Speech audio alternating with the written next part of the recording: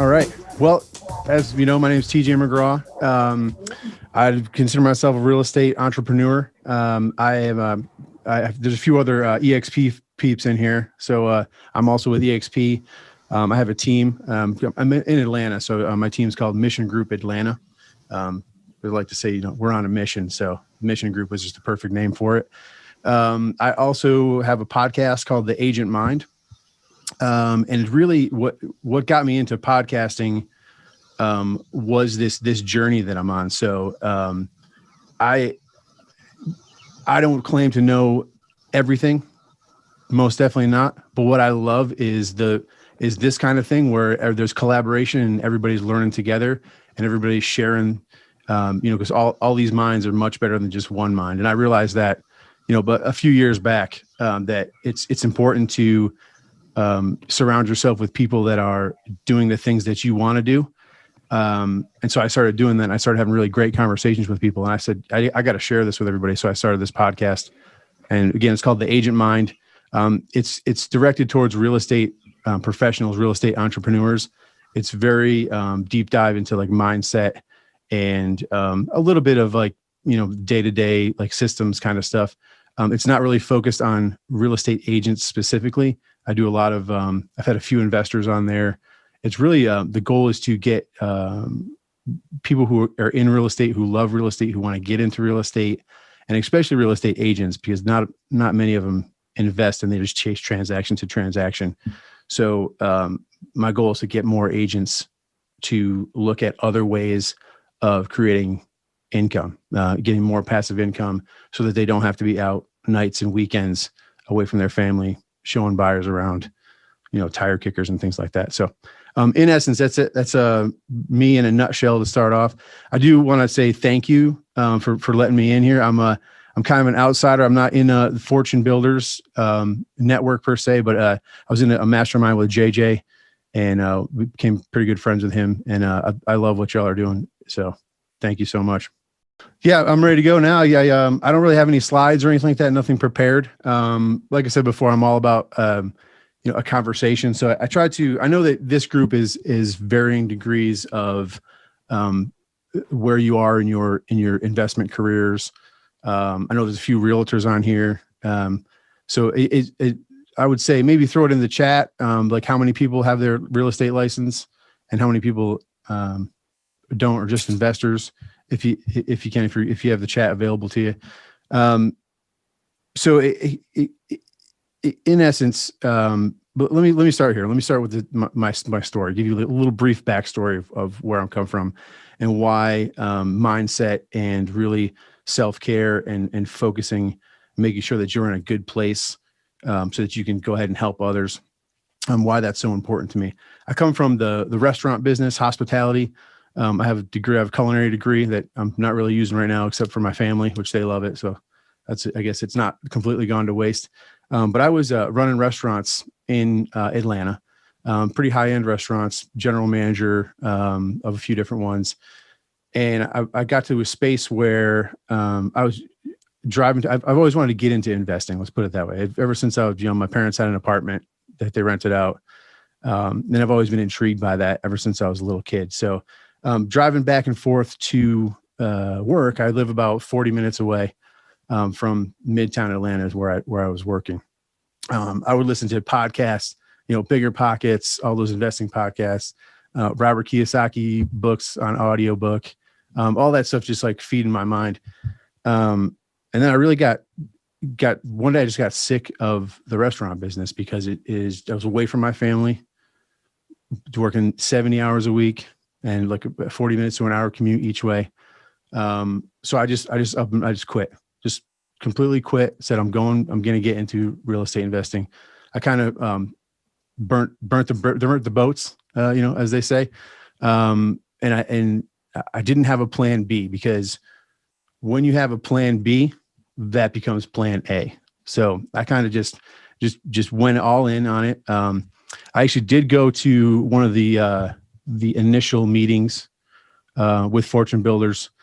I didn't make it to the weekend though, the weekend one. So I have a little bit of familiarity with Fortune Builders and all that. And I'll get into another point about that in just a bit. But So I ended up getting my real estate license, just to make some money, get some money rolling in. Cause I have a family, married, got a house payment to pay for, 2 kids, they got sports and all that stuff. So, got my real estate license, started transacting in deals like that. So what I found though is I was still struggling. I was still at this point I was just chasing transaction to transaction, and the realtors in the group might be able to relate with me. As soon as you close a transaction, you're unemployed, and then you have to go out and find someone else to hire you for another transaction.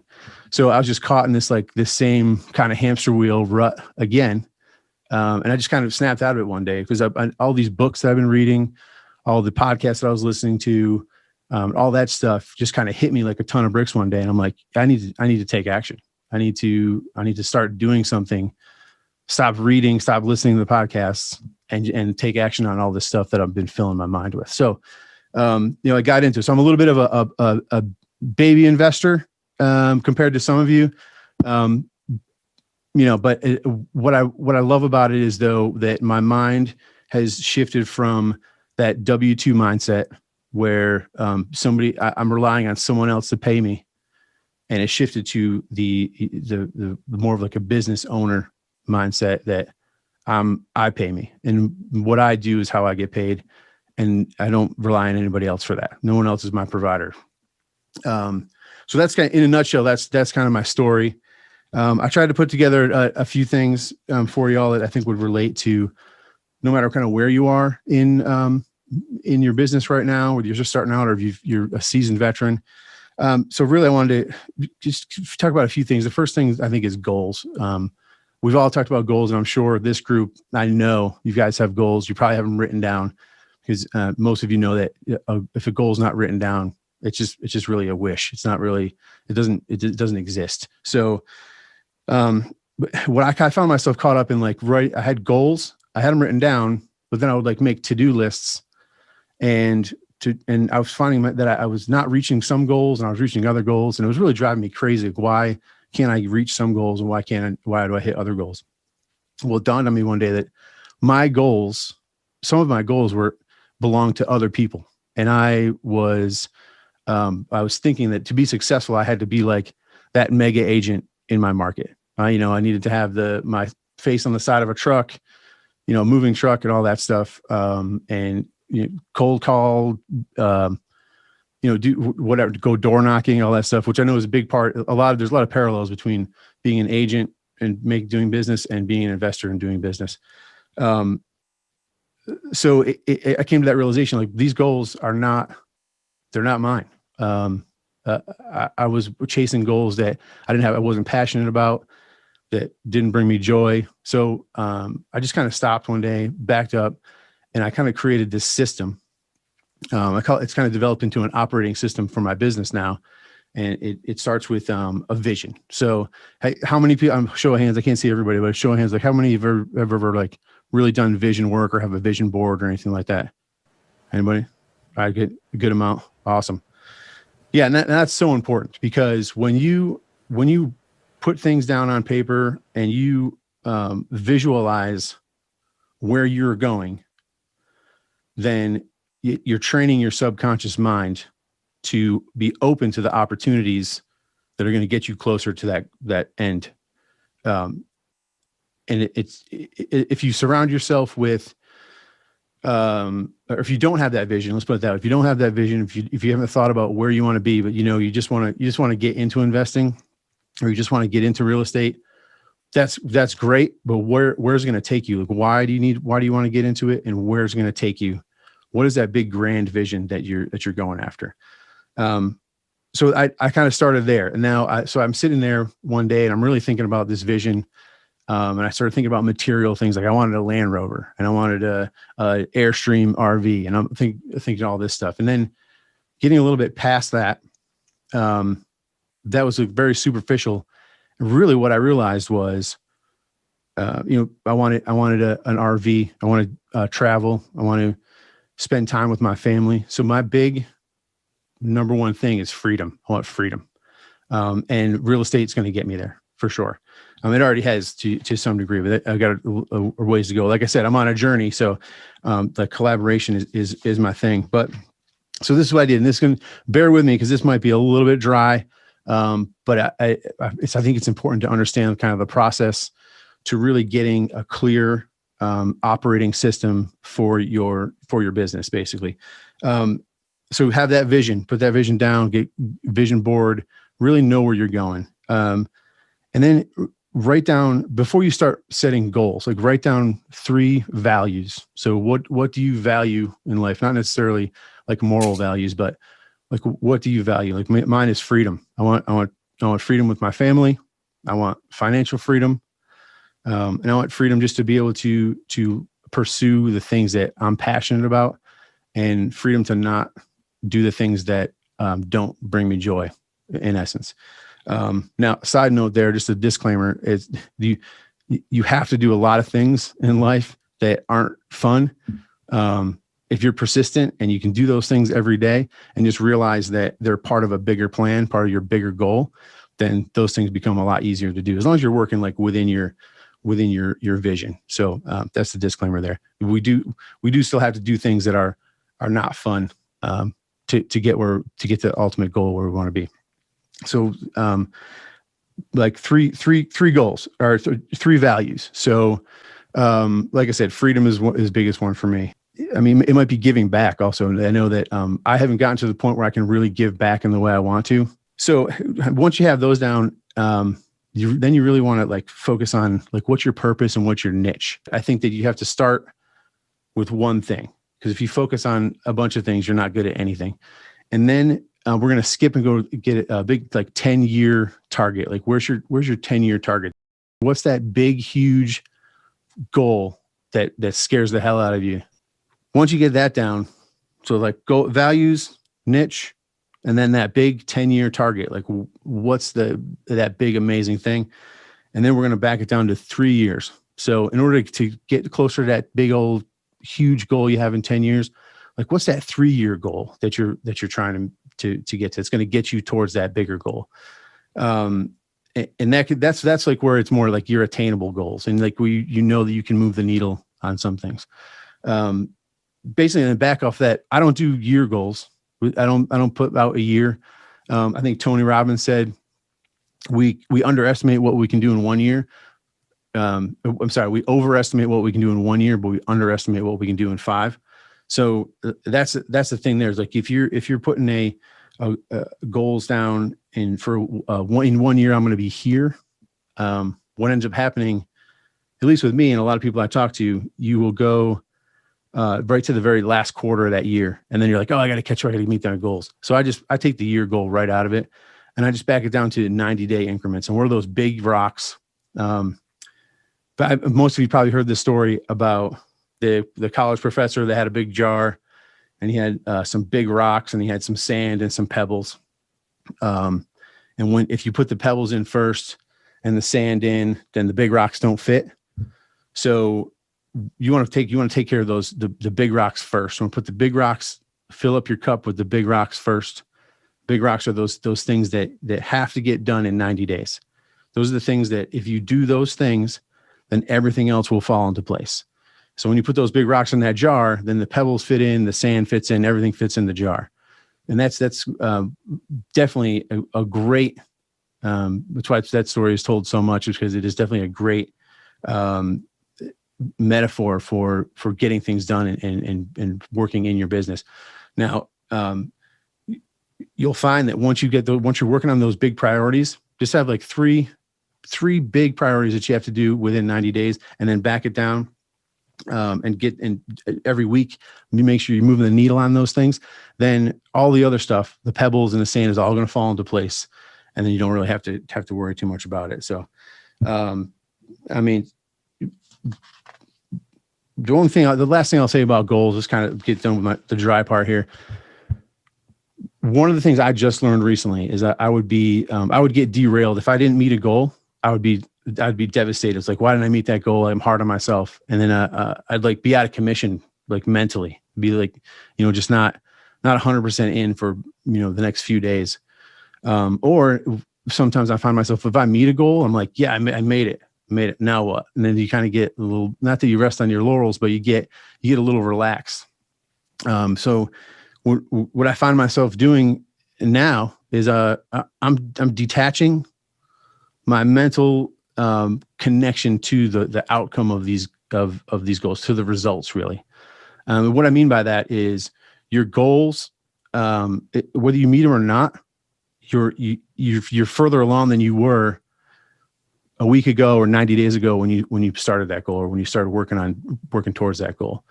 So if we attach so much to like meeting that deadline, then it's going to be, it could be devastating for us, at least within the next day or two. Some people it affects more than others. Some people can bounce back a little quicker, but not having that connection exactly to reaching that goal, but knowing that you're doing all the leading indicators to get you to where you need to be. That's where the money is. That's where the gold is. Doing those things day in and day out that is going to get you towards your goal. So it almost makes, I don't want to say that goals don't matter, because they absolutely do, and you absolutely have to write them down and absolutely have to work towards them. But it's the work every day that leads up to that goal, achieving that goal, that matters, not the actual goal itself. So I hope that kind of makes sense for everybody. So really, now we've kind of talked about, like, the goals need to be measurable. There should be a date on them, obviously. So when you have a what you're working for, you have a when you want to get there, with the 10 years and the 3 years and the 90 days. The next thing we want to talk about is PSP, I call it. So people, systems, and processes. And really, people is first on that list, because once you have figured out the what and the when, then you can figure out the who can help you get there. Then the how is just going to kind of fall into place. So the how might be those little pebbles in the sand that just works itself out after you find out, you move the big rocks, basically.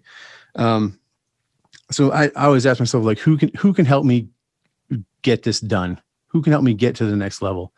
So for example, a little while ago, I was a single agent. I was running ragged, working nights and weekends. Like I said before, getting a little burnt out, struggling. I didn't have like a lot of systems in place. I didn't have people, or I had people, but nobody that I could really count on to help me with the nitty gritty. So instead of, a lot of people would like double down and work harder. I don't want to do that, because one of my values is freedom. So I'm sitting there one day, and I'm just overwhelmed with what's happening in my business, and it just dawned on me, I'm going to start a team. So and I'm going to start an unconventional team. I'm going to start a team that's not a rainmaker team, that I'm not going to supply leads for these people. We're going to work on mindset. We're going to work on self-development, and the value is going to come from that. And we're going to, make everybody better as we rise together. So I just took action. I didn't know how to make a team. I didn't know how to start a team. I didn't know what I was doing at all. But once I put it out there into the stratosphere, like, people started to come into my life that helped me with making that happen. And then the how just started to happen. What is it? Done is better than perfect. That's definitely my mindset going into that. So just doing it, moving forward, find a what, set a date, and then start talking to people and connect with people. Like this format right here is a perfect place. And then those who's are going to help you. And then you'll find that the people you need will be presented to you as you need them. It's an amazing thing. I'm sure some of you have experienced that. I don't know if raise your hand if you've experienced, like, yeah, just like, will you start thinking about something, and then all of a sudden, a friend shows up, or you meet somebody, you make a connection that is like, oh yeah, you're working on that. That's what I do. So let's do it together, kind of thing. It's amazing. Almost every time that happens when you start, if your mind is open to it, and you're really focusing on that. So, so hiring people is one way. You can hire people as an employee. You can do what I did and hire people as an independent contractor that, they get paid like as the projects get finished. You partner up with people. I know I'm desperately trying to partner up with a contractor right now. I want to get in business with a contractor, and I'm putting that out in the universe. So I'm expecting that to come back around anytime. So that's my big next move right there, is I need to find a contractor I can get together with, and we can start banging out some deals. So really there's been different ways of creating a team, and also like this is a team also. This here, going to Dallas, you all had a great time. It sounds like. I'm a little bit jealous. I lived a little vicariously through JJ in the Facebook group. It looked awesome, but that's a team also. So, the point is, if I'm kind of driving it home here, is like find people to help you, because it's really hard to do it by yourself. Probably impossible to do it by yourself, and just put it out there, talk to people, network with people, and build a team. Either whether you're hiring people, or whether you're partnering with people, or whether you're just masterminding with people, it's so important to have a team. And I think you all understand that I'm kind of preaching to the choir on this one. Just by you all being here today is proof of that you guys understand that. So you're a lot farther than a lot of folks out there, I'll tell you right now. One thing about people also, I need to make this point. You need to eject any negative people in your life. And I'll tell you a story about myself. When I first got into talking about investing, a lot of people that I spoke to, a lot of my friends, a lot of people I trust, a lot of family members. You shouldn't do that. You shouldn't do that, Tim. My real name is Tim, but TJ. Shouldn't do that. My family, my mom calls me Tim. Don't do that, Tim. You're going to lose all your money. Like you have a family to provide for. What are you talking about? You're going to buy a house that's fallen down. And so if you keep listening to those folks, you're going to start to believe it. So it's hard to eject family, that are kind of giving you that negativity. It's easier to eject, the extras in your life, the peripheral people, like people you work with. You can kind of shut them down and not listen to that. But it's important to really surround yourself with people who are doing what you want to do, and positive people, and people that's like, yeah, why not? Why can't you go do that? Yeah, let's go do it together. Let me show you how to do it. Tell me, I'm eager to hear how you did that, because I want to learn from you. And those are the kind of people that I need to stick around. It took me a while to kind of figure that out, to be honest with you, because you don't even realize it's happening sometimes. But and certainly negative people that and everybody knows that person in their life that is I call them emotional vampires, because they suck the energy right out of you. Every conversation you have with them, they're sucking the energy right out of you. Does anybody have a friend like that, or know somebody like that? I think, yeah, just about everybody knows an emotional vampire, right? So kick those people out, kick them to the curb. You don't need that in your life at all. You want to, you're the type of person that wants to fill up other people's cups. And I keep saying this, but just by being here, I can kind of make that assumption that all of you are that type of person, that you want to help others and fill up others' cups. So surround yourself with people that want to do the same for you. So it's you keep filling up other people's cups so that you have room for someone else to fill up your cup. And it works great like that. If you're around people that are just taking from your cup and not putting anything back into it, it's not going to end well. It's not going to be a great spot. So, eject those negative people. And I do have a quick little story that I love to tell when I'm talking about this specific thing, is that when you start to really think differently, start thinking like a business owner and getting on that right side of the quadrant, for the cash flow quadrant, Robert Kiyosaki, really thinking about being a business owner that owns systems and getting away from the W-2, how we're taught in school is to be a good employee and, save in a 401k and all that stuff. Once you start thinking differently from that, there a lot of people will try to drag you back into that world. Because they whether they're looking at you and saying like they're jealous maybe, or subconsciously jealous, or they're just afraid and they wish they could think differently like that, whatever the case may be. But when crabs are in the ocean, when everybody's seen like The Deadliest Catch on TV, when crabs are getting caught in the trap, there's bait in the trap. Well, crabs start to go in, they start eating the bait and start eating the bait. Well, after a while, the bait's gone because all the first crabs got in there, ate that bait. Well, crabs still keep coming into the trap because all the other crabs are in the trap. So they're following these other crabs that are in there. They think they need to be in there for some reason. Well, when one of the crabs tries to get out of the trap, the other crabs will pull that crab back in. It won't let it escape. And if it continues to try, it'll tear its claws off. And then it'll ultimately, if it keeps trying to get out of that trap, it'll ultimately kill that crab. So think about that as when you're interacting with other people. People are the same way. They just do it with the words instead of claws. They're going to try to pull you back into the trap and keep you there, and they're not going to want you to get out. So it's just kind of a little thing that I learned about crabs, and I just think it's very applicable, a great metaphor for especially when you're starting that journey to get into being your own business and being that entrepreneurial kind of journey. So they take that for what it's worth. The systems and processes, this is really the how. So this is the stuff that kind of falls into place. If you have great people and you know the what and you know the when, the system and processes will kind of fall into place. A couple of things though that you probably want to do, and a lot of you probably know this: automation. Anything you can get automated, automate it. I was doing a lot of stuff piecemeal at first, and then I took what I was doing for my leads in my real estate business, my sales business. Was lead comes in, they go to my CRM, automatically get a text, automatically get an email, I get a notification, I call them, so on and so forth. And then, but I don't know why at first I didn't start doing that when I was, going after sellers. So I started doing a Facebook ad for investment properties. I'll buy cash, I'll buy your house for cash. And I was, doing it all wrong. And then it dawned on me one day, well, I'm just going to send in the CRM, and then automatic text goes out, instant, because speed to lead on the realtors know what I'm talking about there. With speed to lead is really important when it comes to kind of conversion.